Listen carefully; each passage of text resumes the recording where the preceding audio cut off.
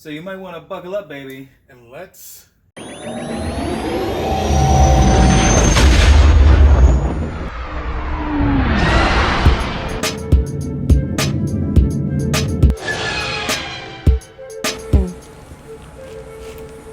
Oh, you're here already. Hello.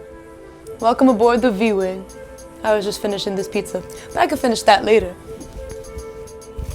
I want to talk to you about some Star Wars comics. So if you're new to Star Wars comics, there's no better place to start than at the very beginning. This is the very first issue of the Marvel Star Wars series, Star Wars #1, Skywalker Strikes. Now this is the first Star Wars comic under the Disney acquisition of Lucasfilm. It's written by Jason Aaron, art by John Cassaday, and coloring by Laura Martin. We start off, post-Death Star destruction, with a Tatooine shuttle headed towards Corellia, home planet of Han Solo. The Empire are going to a weapons factory there under Overseer Agadine, whom Han calls Aggie. It's pretty funny. Now Han isn't actually there to negotiate.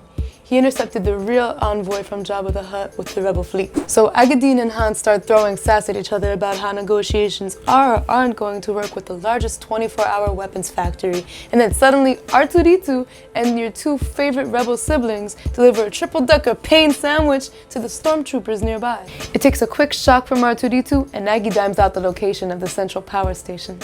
While there, Luke discovers a secret cage full of prisoners. He cuts down a guard in his path and he frees them. While an increasingly close Han and Leia, R2, and now Luke and the prisoners are about to board ship, Darth Vader gets off of his own ship. Chewbacca tries to take a shot at the Sith Lord, only to have Vader deflect and defend, and Vader is not happy. Now if you continue reading the Star Wars comics, I think you'll find that Darth Vader becomes increasingly tired of things just not going according to plan. And in this issue, for everybody, when it rains, it pours. Now the Millennium Falcon's autopilot can't work because the ship is being dismantled by scavengers, but luckily C-3PO was waiting on the ship this whole time. So while he begins to try and de-escalate, Han and Leia start making their escape. Now Luke, on the other hand, Luke is faced with a sense of fight or flight because, you ready for this?